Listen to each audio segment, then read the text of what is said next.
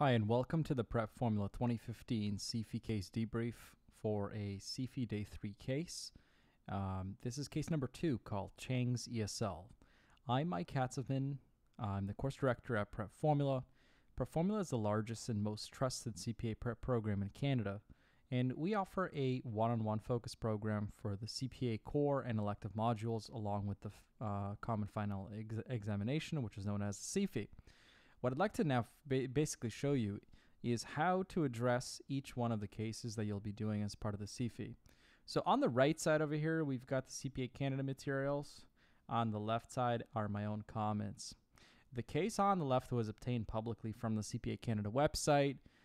This was a public case that I just obtained, and I just happened to attach my own commentary to it.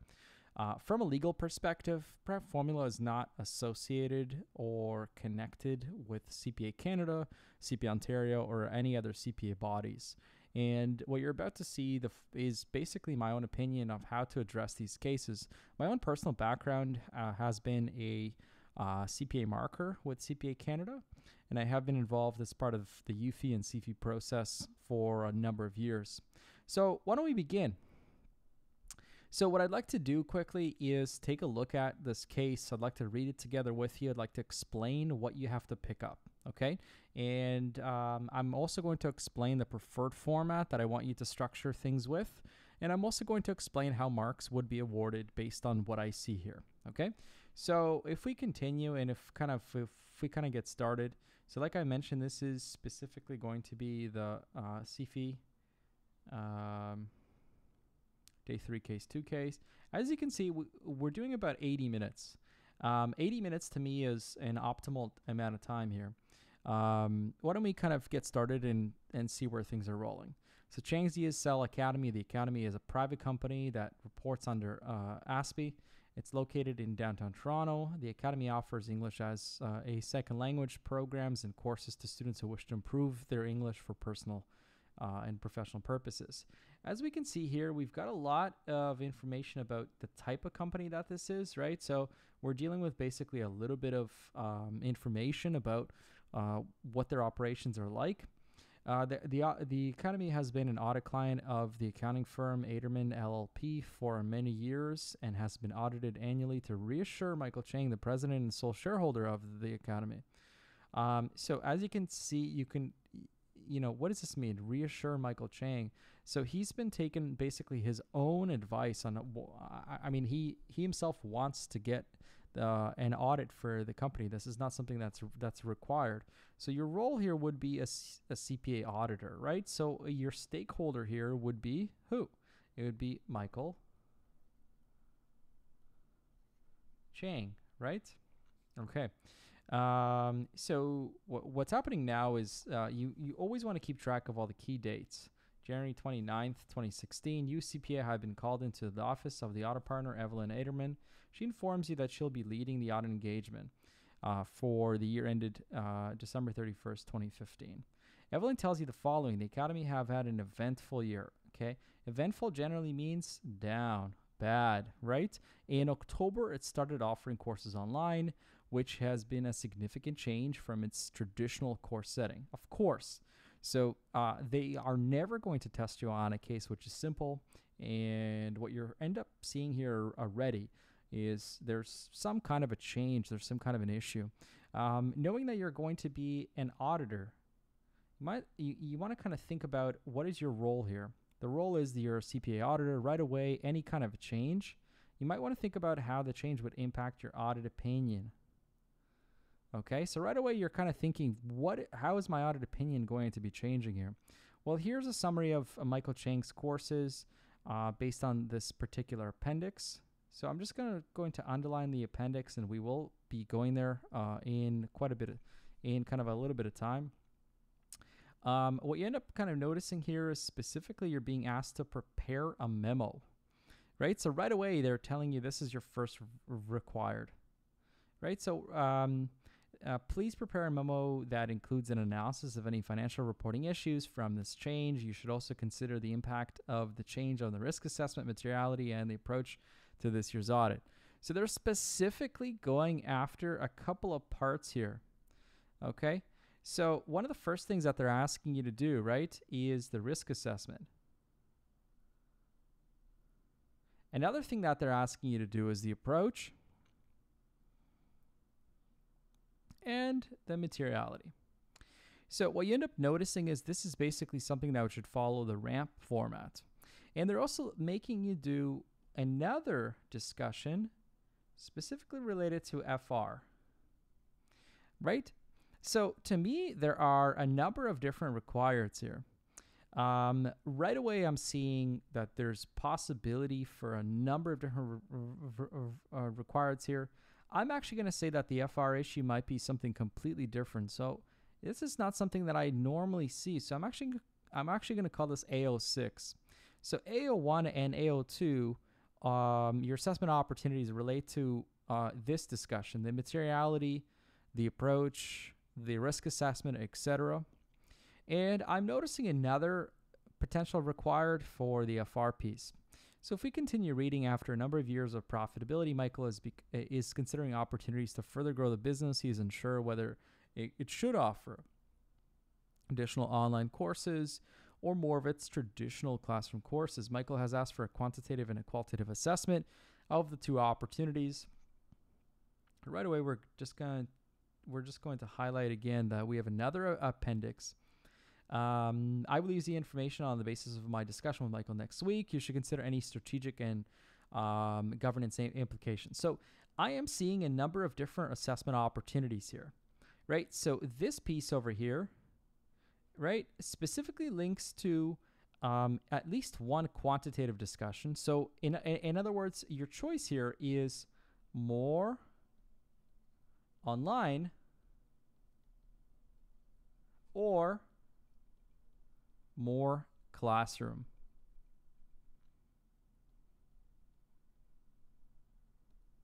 And this is what you got to figure out. Now, they also have this catch-all discussion of strategy and governance, right? Which is kind of what you're seeing over here.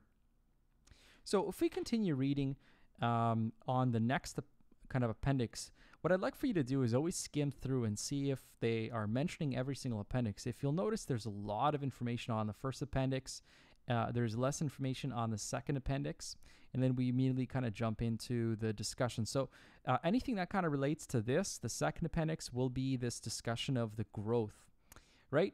So you might want to kind of figure out whether this makes sense or not.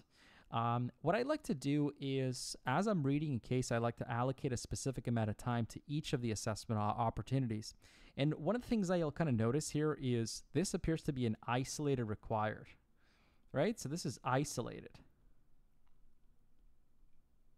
So clearly what I'm seeing here is this appears to be only one specific discussion with something that might relate to your management accounting stuff, right? So if you read this particular appendix, which is something that we're going to do in a second after we read the first appendix, you'll notice that this might specifically tie to one of the assessment opportunities and not necessarily tied to kind of the big picture discussion. So why don't we kind of get started by looking at the first appendix and we'll see where we go. So one of the questions that I often get is, should I be dividing up the the appendices into specific time slots? Like, would I be allocating a specific amount of time to each, and should I prioritize some? From my perspective, I don't think that there is a need to prioritize. It's just good to know the relative length of each. So why don't we continue? The Academy had preliminary results for the year ended March 31st, 2015, right? So this is the audit year that we're supposed to do. And revenues of 3.7 million, and then income before taxes of 750.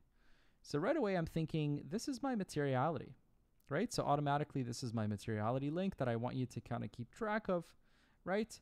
And what you might want to figure out is, do you adjust the $750,000 for any adjustments, right? And then take basically your 750 times 5% for your materiality. Do you do this?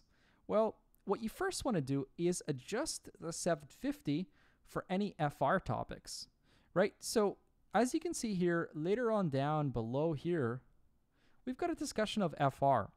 So if we've got some kind of a revenue recognition issue, you first have to adjust the revenue recognition issue before you actually jump back into this discussion. Okay, new online courses. The Academy launched 4 online courses. Anytime when they ever give you numbers, you really want to circle them. You really want to understand why they're giving you 4. Students have access to the courses via the Academy's learning website, then redirects them to an external website. Courses use a combination of videos, audio, and written material. Each online course is comprised of 8 modules. So again, they're telling you a lot of information, a lot of numbers. I always like to circle numbers. With a short quiz at the end of each module, each quiz must be completed. After completing all 8 modules, students are granted the certificate of completion. So this is basically the point when all the risks have transferred, right? So this is when, from an audit perspective, you want to think of risks and rewards, right? That's when a student technically finishes the program. So the content for these online courses is similar to the Academy's introductory classroom courses. They typically run for 8 weeks again, right? So again, I'm seeing this 8 weeks.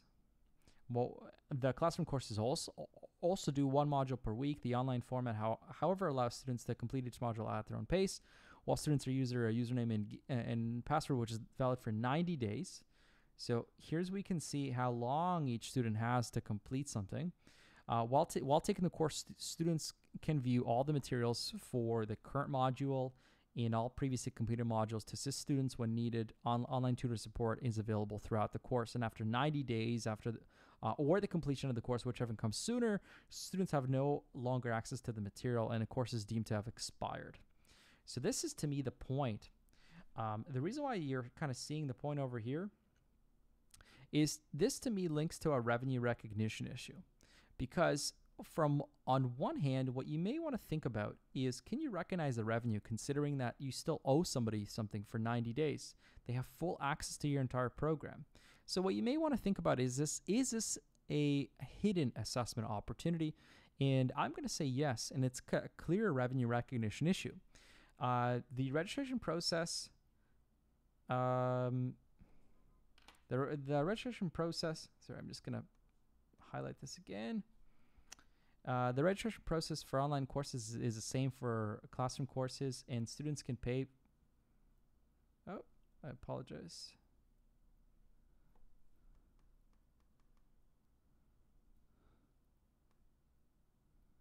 There we go. Students can register for an online course at any point in time.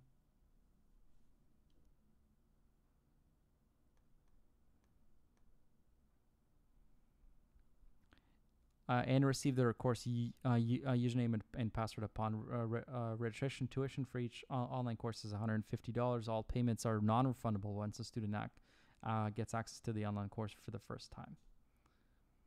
Okay, so what we have here is a discussion of the general audit risk, right? So think of the potential for an untested online system. We have a lot of information about the management accounting link. Basically implying that there's potentially an issue with the way that the courses are calculated, or some kind of a way for you to keep track of the information. There's a revenue recognition issue, like I've mentioned, and we keep reading. Registration and completion stats from October to December 31st. From December 2015, there were a total of 500 online registrations distributed evenly within the month. 100 in October, 150 in November, 250 in December.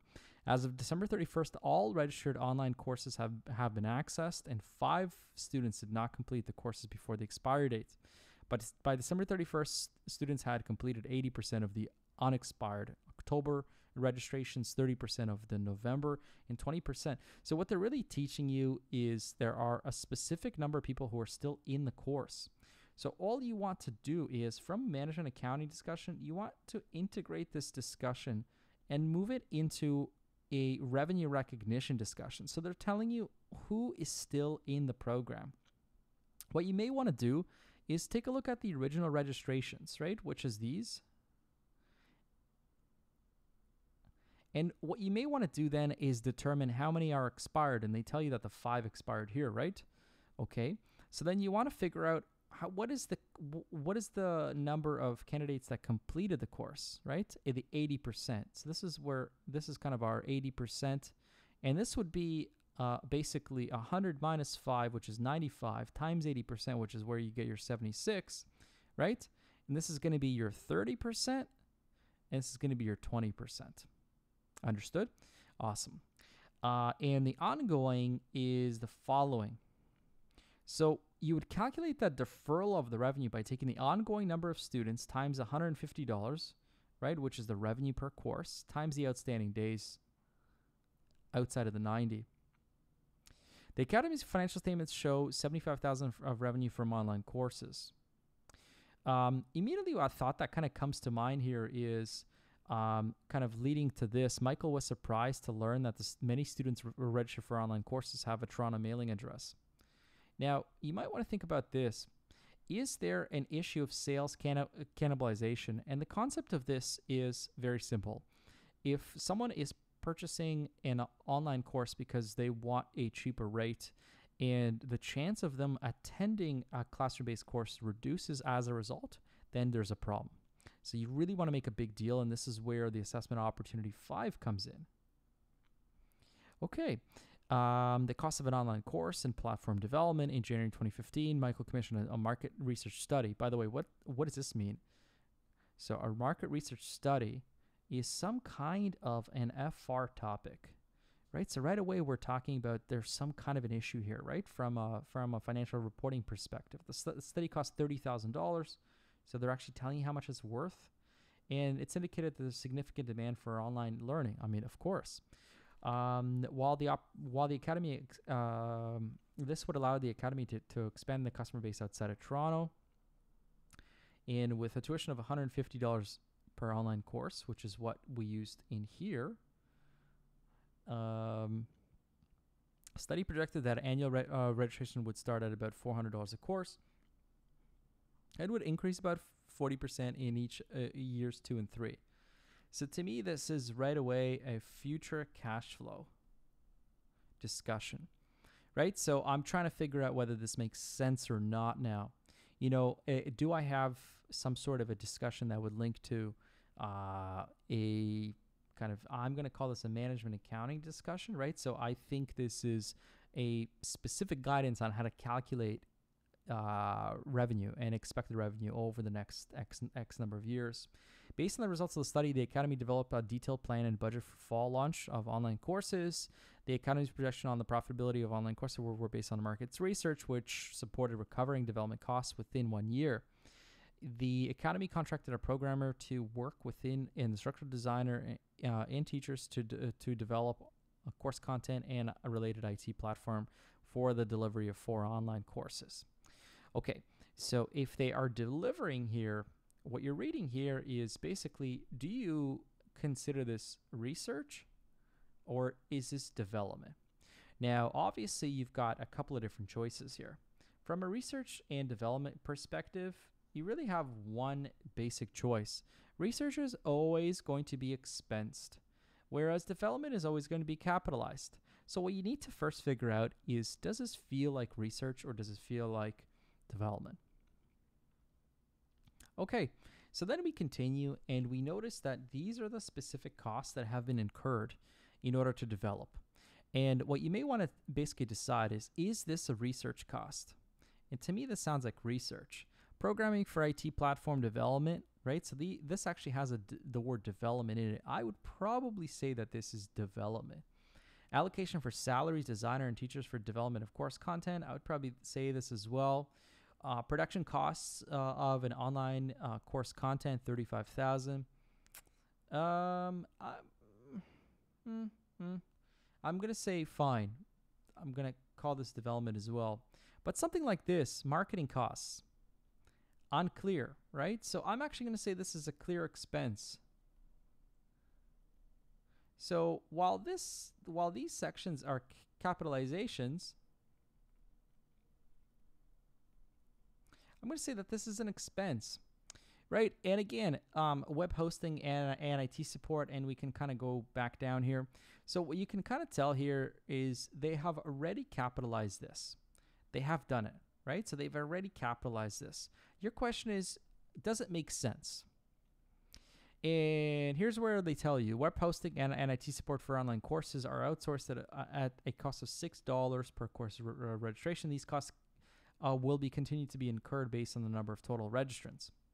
So this doesn't necessarily feel like something that is related to the development of the course itself. It's very much an ongoing expense. Therefore, expense, right? Cannot capitalize. December 31st, the Academy recognized an asset of $250. So they ended up recording the entire asset here, right? So this would be clearly wrong because they recorded it on the balance sheet, and Michael's pleased to have the value of the course reflected on the Academy's balance sheet. Of course he is, because he wants to write up the assets, right? But it's wrong, right? So this is what I was kind of going for over here. You can't capitalize every single cost. You have to divide between research and development. So Michael has already confirmed with the Canada Revenue Agency that the cost does not qualify for SR&ED. And however, he is wondering whether any of the online course and IT platform development can be deducted or if CCA would be claimed. So this is a hidden required where they're requiring you to talk about assessment opportunity number 8, which is tax, right? What's interesting is they never really decided to tell you about focusing on anything like this before. So you weren't really asked to consider this in the past, but as soon as you see an issue with tax and there's specifically, he is wondering, right?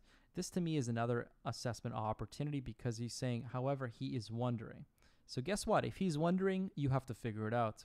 So what you need to do is describe the idea of capitalization for tax purposes. So what is allowed, right? So which of the assets would be expense and which would be qualified for CCA? Michael has insisted that the Academy has a budget of $300,000 for growth, and he's considering 2 possibilities. So basically, what Michael's trying to do here is he's trying to pay to have this developed, and he's interested in funneling a specific amount of money to it, and that's kind of what we're doing here. So I see this basically as a clear assessment opportunity 2 and 3 discussion.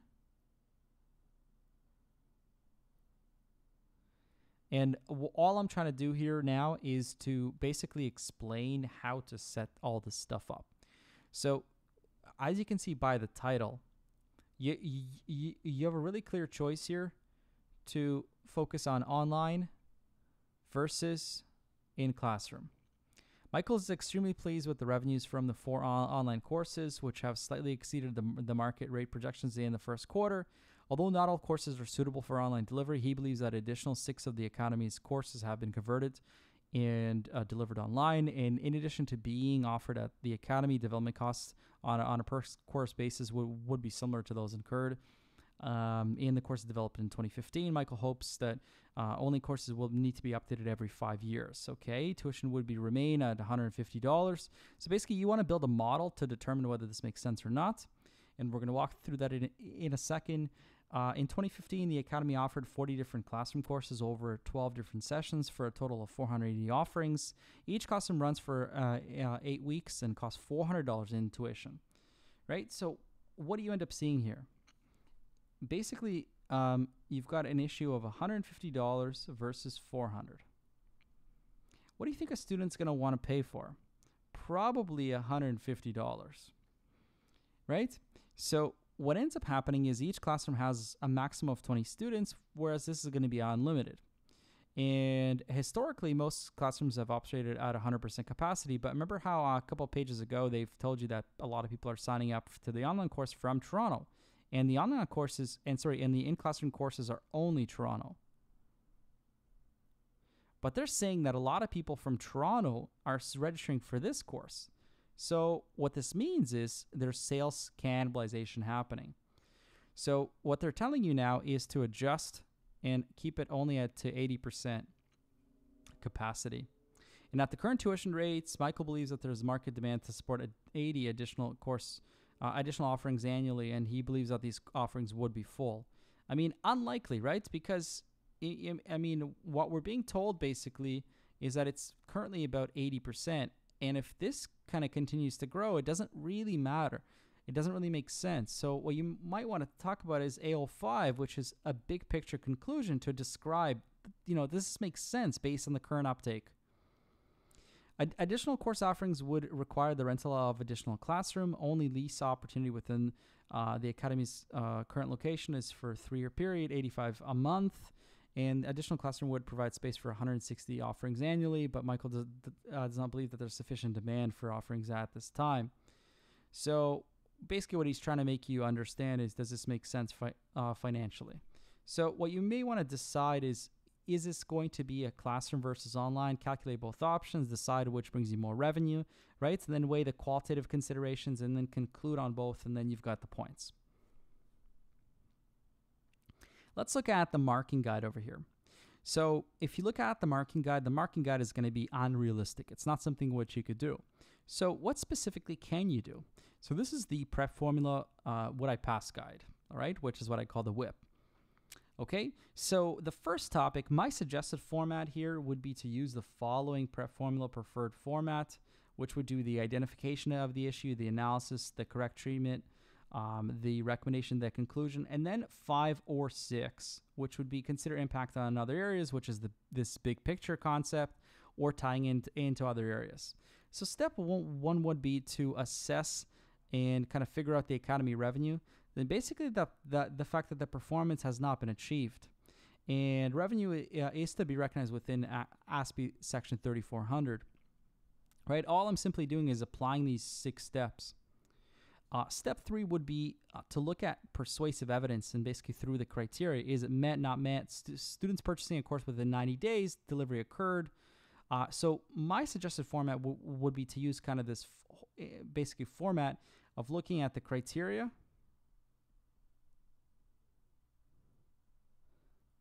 met or not met, and then case fact.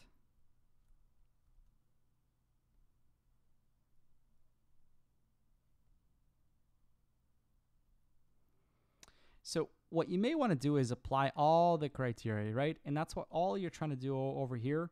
And that's kind of what you end up seeing CPA Canada doing over here. Now, I'm going to say that this is impossible to write in this kind of a way. All you really need for the criteria is not this ginormous page. I mean, look at the size of this. It'd be impossible to talk about this, right? So I'm just going to say, no, don't do this. What I want you to do is just basically give me all the criteria lined up in points. And try to use this format. This is the suggested format that I would recommend for you to use.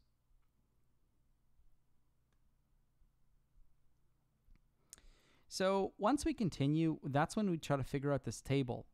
Let's calculate the right amount, right? And that's what we're trying to do here. And then you would conclude basically with one sentence. So at this point, you'd be deferring approximately $33,000.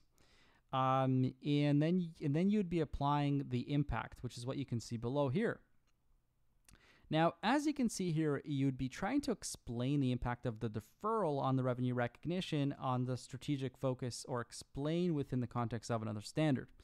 Now, what a lot of people ask me for is, what would I pass with? So this is kind of my own opinion of what you end up doing. So the WIP guide is going to be very clear here. If you discuss the criteria and then attempted to recalculate the revenue and conclude it effectively, you're at least meeting the RC level. Okay, so equals the right answer.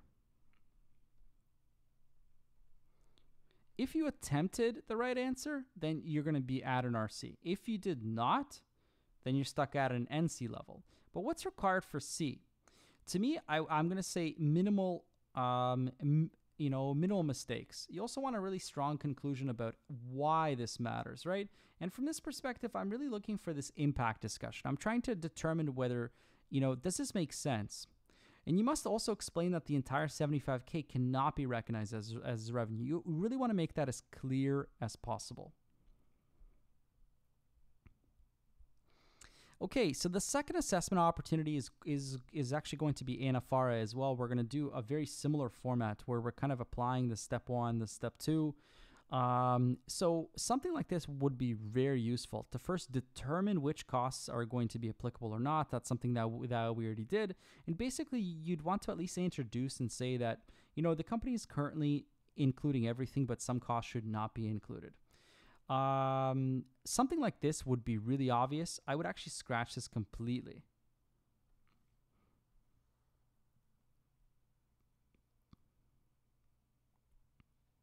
So a portion of this part of the response is telling you that that these costs in online courses would not be inventory.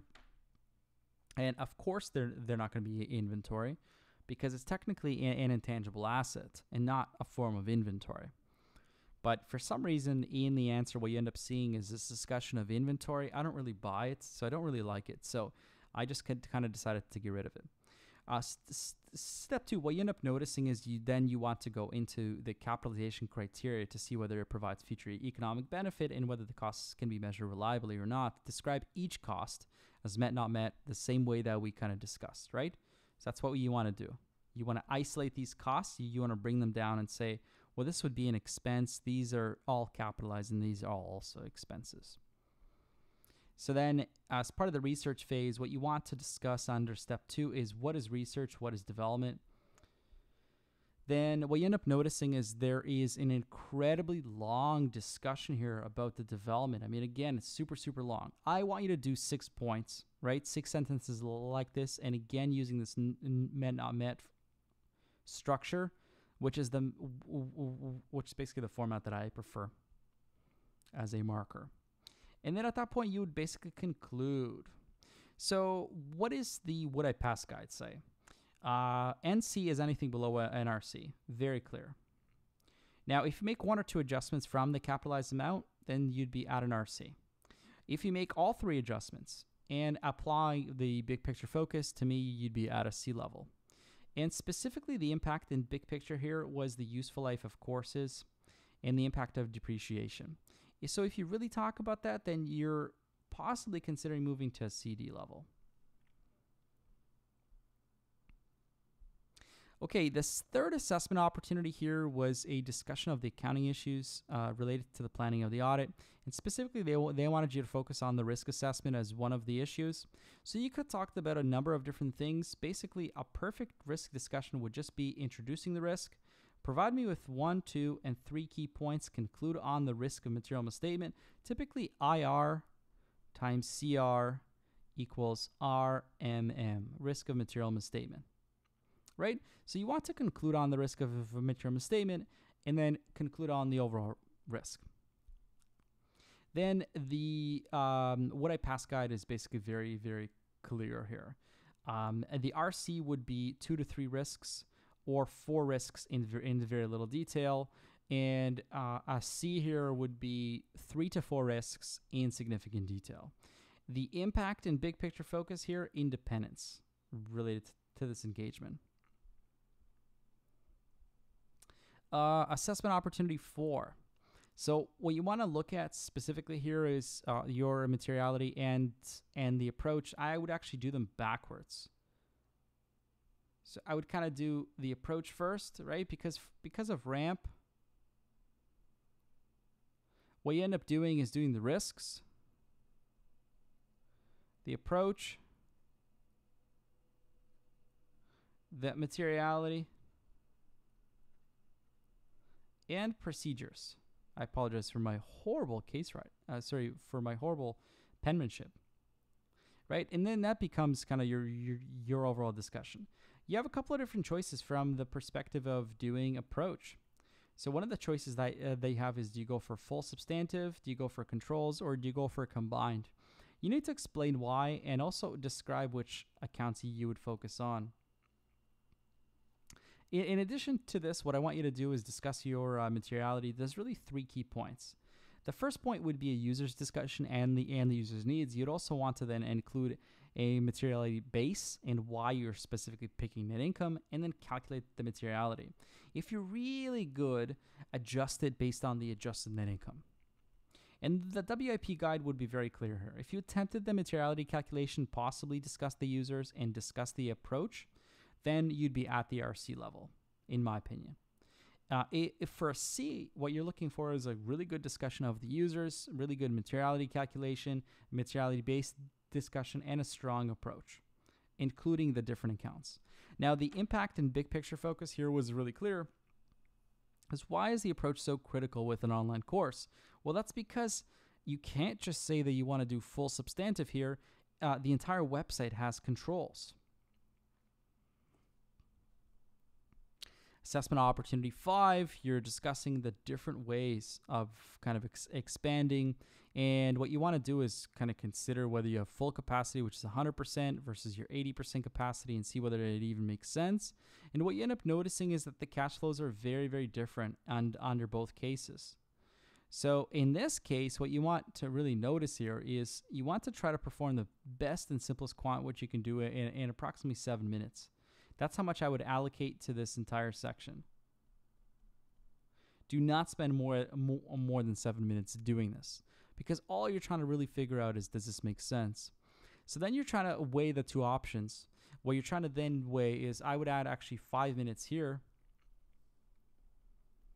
You're trying to weigh the option of basically online versus in classroom. And what you may end up noticing is that clearly the online portion is going to provide you with more. Now, one of the hints that I would really like to recommend here is do not bold, right? Don't make your graph look all pretty. Do not provide really kind of clean notes like this. This is a waste of time. Don't do it, right? The solution guide here is unrealistic. And this is also unrealistic. Just provide me with 1 or 2 sentences explaining from a financial perspective that the cash flows from the online courses generate more cash. It's really simple. Okay, so the prep formula, what I pass guide is showing the following. For an RC, what you need to do is provide a reasonable attempt of the quants with 2 or 3 major adjustments. And what I would like for you to do then for a C is to have a good discussion with most adjustments covered for both options. And a strong, clear conclusion. You have to conclude from a financial perspective which option you feel would actually get you more marks. The big picture here is you must conclude on the option that is in line with the big picture, which is where the next assessment opportunity really comes in play. Because this section appears to be really overwhelming. I mean, look at this quantitative analysis. It would be impossible for you to do this. Basically, when in doubt, you want to stick to the magic rule of 3. So do not add in a bunch of these. Just pick with the first 3. The rest is not necessary. So what I like to do is just kind of quickly do 1, 2, 3. Done. That would be sufficient for you to pass, in my opinion. So basically, if you're discussing 1 qualitative factor in depth or 2 to 3 in light depth, I would provide you with an RC here. If you're discussing 3 qualitative factors plus, then you're at a C level. And the big picture here was independence. Breadth discussion here. The next discussion is strategy and governance. So remember this whole discussion that was specifically tied to the sales cannibalization? Well, I would be tying in an explanation of why I feel one area might kind of make sense. A preferred format here would be IIR. The issue, the implication, and the recommendation. And I would set it up in this kind of a way. Again, what you end up noticing is the solution guide is very, very detailed and to me unrealistic and doesn't quite test it in the right way. I would really focus on, do these online sales cannibalize? And what can you do? Figure out the long-term strategy. Do you increase the price? Do you possibly want to equalize the price between the 2 different options? This is something for you to think about. This was an open discussion, right? So what you end up doing is trying to figure out how we would award the marks. If you generally discuss the issue or you attempted to discuss, then you'd be at an RC level. If you discuss the issue and then recommended something, to me, you'd be at a C level here. What you really wanted to say is that the classroom revenue is unrealistic, right? So that 80% capacity is nice, but it's just going to keep dropping. Right? So that 80% will just keep dropping and dropping and dropping because the online courses would be stealing business from the classroom sessions. And last but not least, we've got a discussion of tax. My preferred format is CCAR for tax for this section, where you'd be discussing the criteria, the capitalization of the design costs for the applicable patents, any recommendations? So do you capitalize or do you expense for tax purposes? Do you, and kind of discuss your CCA here. And if you have any numbers at all, try to calculate. And you don't need any of the major adjustments. You just try to apply what you think would make sense here or not. And the would I pass guide again would be if you attempted to discuss the development costs from a tax perspective, stumbling through the explanation, I would award you with an RC. And in order for you to get a C here, I would be discussing the difference between tax and accounting for content development costs and capital gains. And the big picture here was not really important because this entire required was hidden and to me felt like something that was kind of tacked on. Thank you again for watching. Signing off, Mike Katsevman at PrepFormula. Take care.